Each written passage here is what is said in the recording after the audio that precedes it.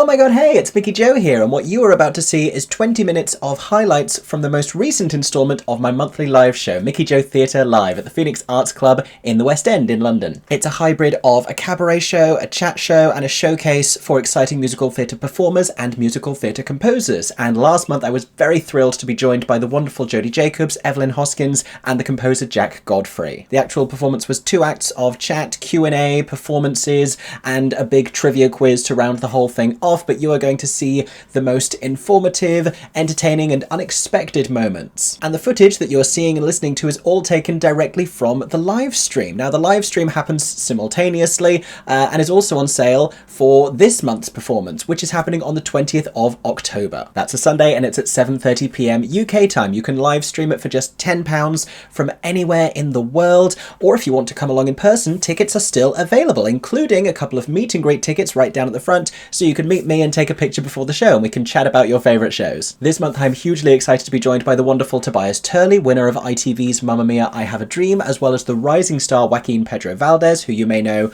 from the recent revival of The Baker's Wife or his breakthrough performance in the musical version of Death Note, as well as another very exciting composer, Matt Harvey, who is going to tell us all about his new upcoming musical, Unbound, with a special performance from its star, Courtney Stapleton. A link to in-person and live stream tickets can be found in the description of this video, but for now, enjoy the highlights from last month's MickeyJoTheatre Live. Please welcome to the stage, Mickey Jo! It was me, I said that. Said it by myself. This is the second live show that we've done here at the Phoenix. There's fries, look at that. Sorry, what can I have one? Oh my goodness, this has started on such a professional note. And I've suddenly realised what happens when I start eating it and we just have a dead pause. I know, chuckle among yourselves. You don't applaud this. This is...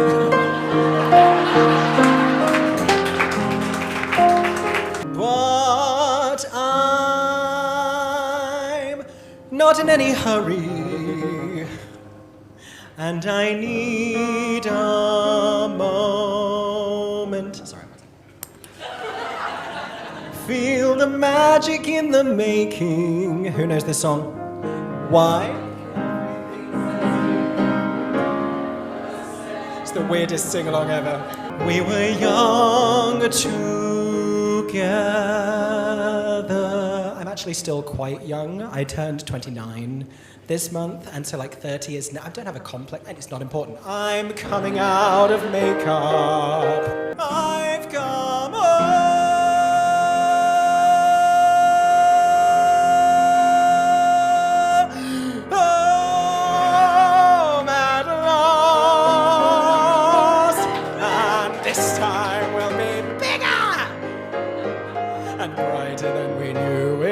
Suddenly very low. The thought process behind that was, I was like, we've done one show at the Phoenix Arts, we're coming back all of like 3 months later, and I was like, I'm going to sing as if we never said goodbye. From the musical Sunset, points for everyone. Sunset Boulevard. Who saw it while it was here at the Savoy? Who'd seen it in a previous production before?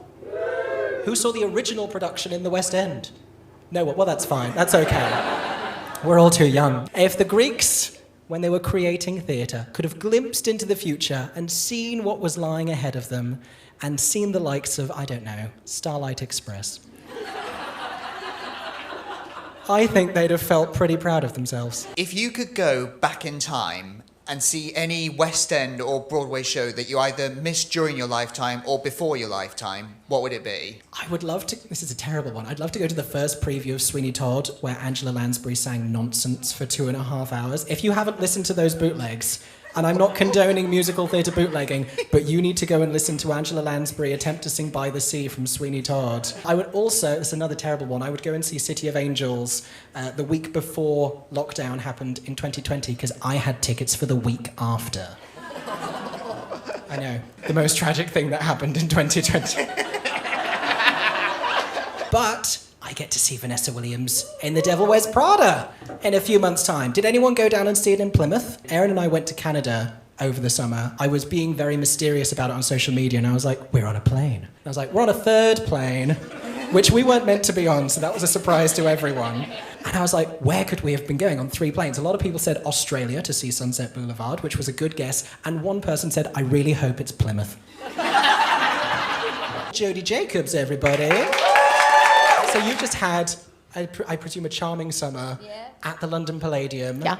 Someone came to see the show, a gentleman who'd been involved with theatre for years and years and years, an American guy, and he said that the Dolly understudies never go on. You got to do a cover run, news of which reverberated, I will let you know, throughout the gay men of London. You said Imelda came to see the cover run as well. I was utterly thrilled that she was there. Felt very. I mean, that's going to happen like once in your career, isn't it? That someone that you understudy, respect, and adore gives up her afternoon, because she was so strict about her rest and routine. So for her to come I was over the moon. But I dare say yours was a very different performance, a very different take on the role. It was, and because I'm 20 years younger than her, and I found myself, because Imelda has such subtlety, nuance, and pathos when she performs, especially that role. I don't have a lot of that. There's a lot of travelator use in the show. Oh yeah, we had a moving walkway. She has quite a stride on her. She's got a leading lady stride, you know. And I shuffle like a geisha. And I could not make it across this travelator during So Long Dearie. I ended up finishing the song in the centre and having to be travelated off in silence.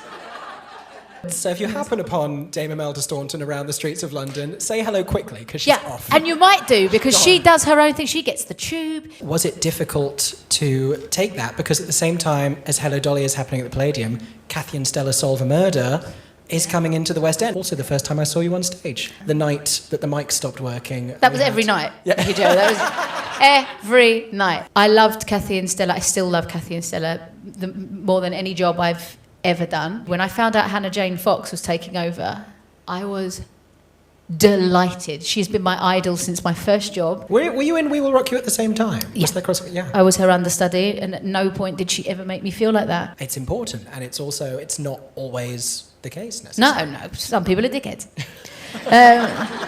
So I was trying to tiptoe around there. We're going to do a little bit of Hello Dolly. Let's do it. So wave your little hand and whisper, so long, dearie, dearie, should have said so long ago. Travelator. Oh, I can hear that choo-choo calling me on toward the fancy new address. And on those cold winter nights, Mickey,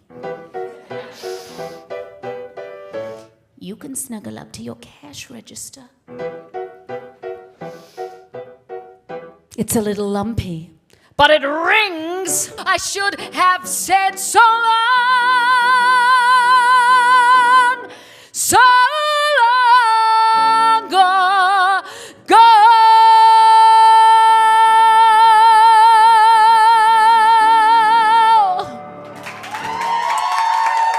Evie Hoskins.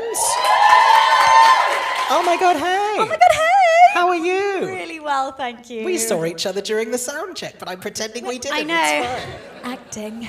Do you have like a dream show that you'd like, I would love to do this on Broadway? Well, it sounds like obvious, but obviously the role I just played in Manchester. I was like, which... The reason I paused, because Evelyn has done 5 or 6 different concerts since then, so I was like, which one are we going that the one? Production, the full production, yes. Carol Van Dusen on Broadway would be the dream. What do Evie Hoskins' dream roles look like? Obviously, Sally Bowles would be...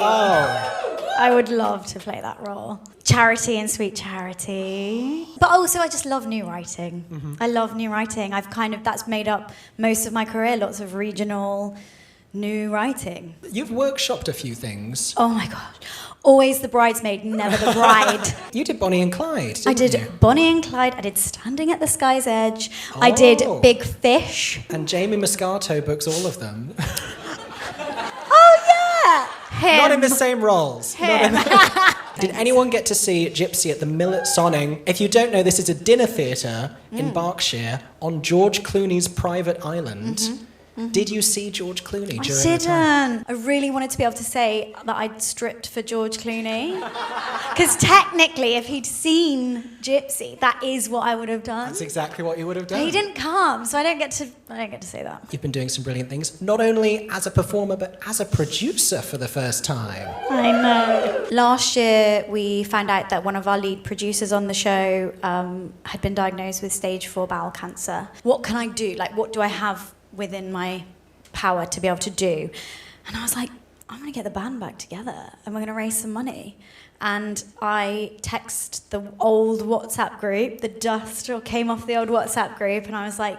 I'm amazed they had WhatsApp when the first spring... Well, Twitter had just come out when we started the show, that's how old we are. The full original band said yes within the hour.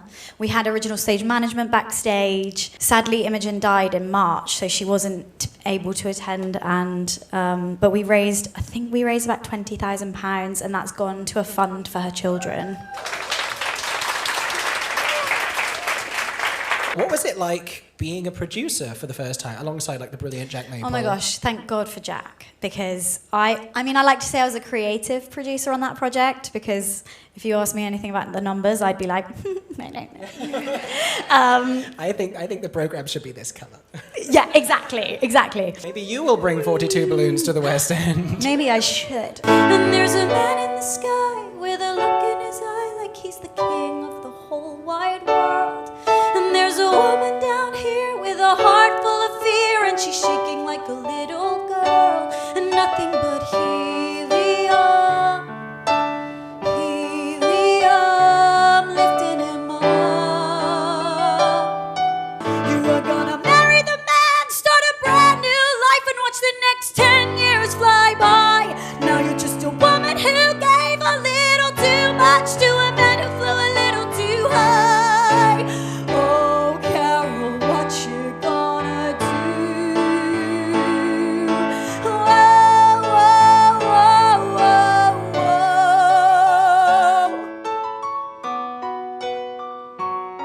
whoa. Please welcome my sister Rachel to the stage. We made for our relatives a CD of us singing some different songs. You sang a bit, I sang a bit, and some duets. And we put on it Fantasies Come True from Avenue Q. Because technically, it is not a love song, it just really sounds like it is. Hear me out. It is about two different puppets who are singing about their romantic sexual awakenings with two other different puppets. So it's fine. Thoughts of you running through my head. Again, not singing about my sister here, different person. But I never thought the things in my head could really happen in my bed. Cannot stress that enough, honestly, throughout this song. I'm singing about someone else. Yeah, and I'm going to be singing about someone else again. Yeah. So For it's one not... brief line, I'm going to play the person she's singing about, but then it's over. It's done. It's just to facilitate the next moment. Cause now, my love, I'm getting what I've always been dreaming of. Fantasies come true. It's my mum's birthday very soon. I know, her name is Caroline, like the cow from Gypsy. Happy birthday to you. Wait, hold on, wait. Because, like, it's also my birthday month. Happy birthday to you. And yet, you see, because my dad's birthday was after Aaron's, and so if we're doing, then it's not. And also, no, because my friend Caroline, also around the same time, happy birthday to... One more, literally one... No, because the musical Miss Saigon celebrated an anniversary this week. Mickey, Jo, Aaron, and Sean, Martin and Caroline, and the musical Miss Saigon. That's all. That's promo. We're actually going to do it. Okay. Please welcome to the stage a very exciting rising star musical theatre composer of 42 Balloons, composer of Babies, Jack Godfrey, everybody. Sorry, I should just say it was my birthday about 2 weeks ago. So. We need to do it all again. No, it's fine. They, for a week, have an assignment where they have to take care of these state-of-the-art robotic babies.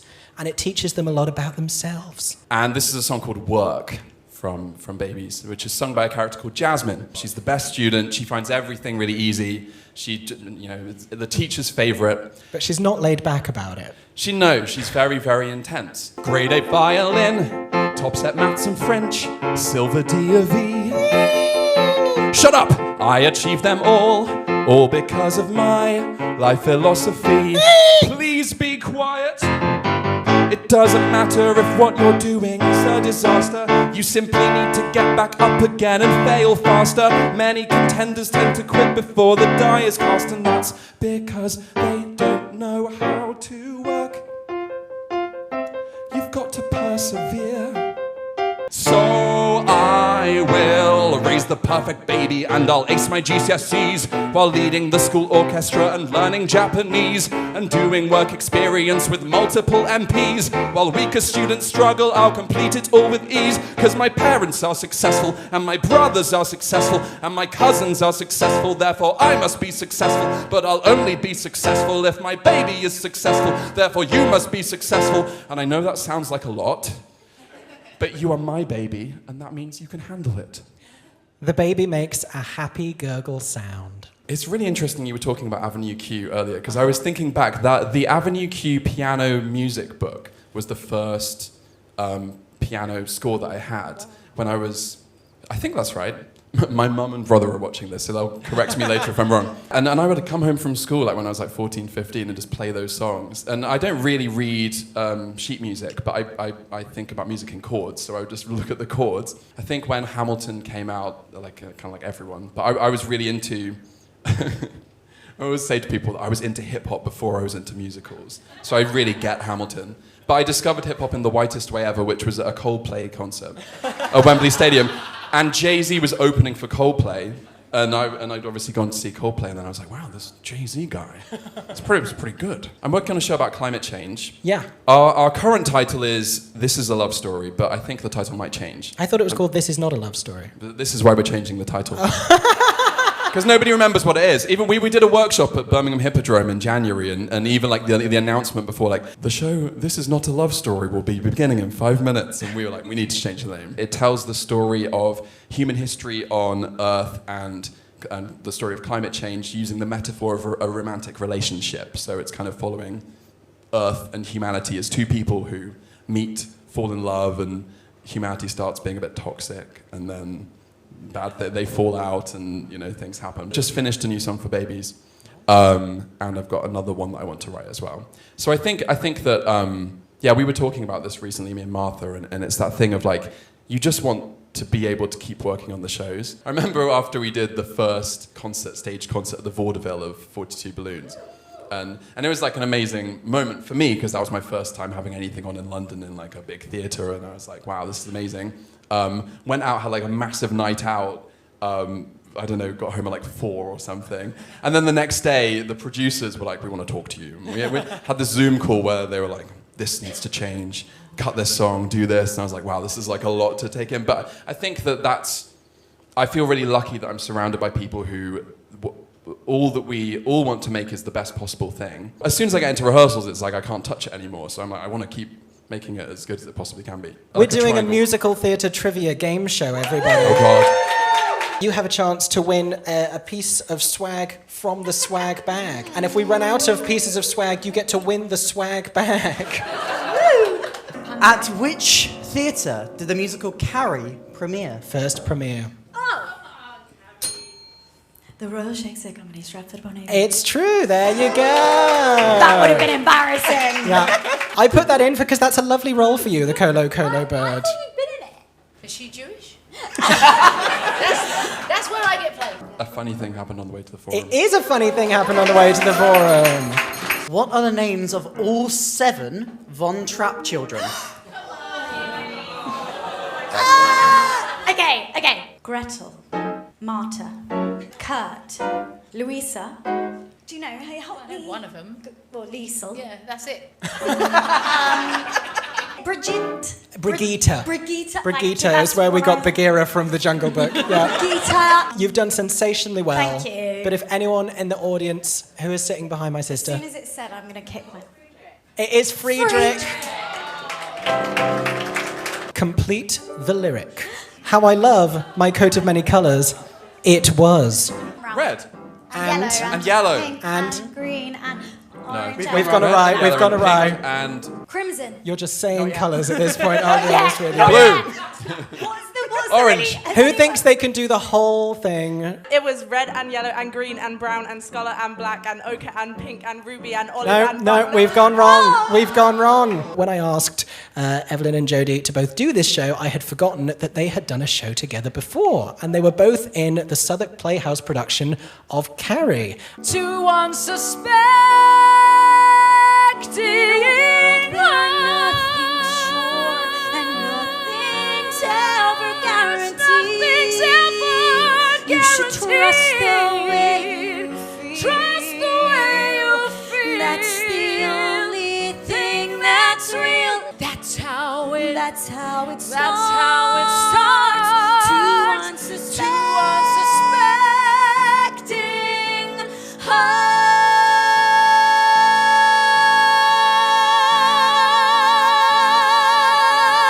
hearts.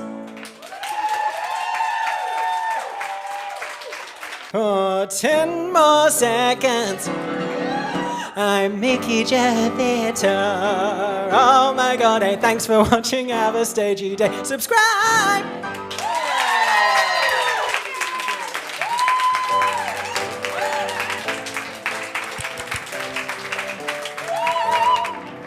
Thank you for watching. I hope you enjoyed. Let me know in the comments if you were actually there last month enjoying it in person or watching via live stream, and let me know if I'm going to see you at this month's MickeyJoTheatre Live as well. As a reminder, you can get tickets in the description of this video, either in person or via live stream. I'll be joined by some amazing talent. It might be a little bit spooky as well with Halloween approaching. I'm so excited for this month's show. I hope you are as well. Thank you for watching. I hope that everyone is staying safe and that you have a stagey day.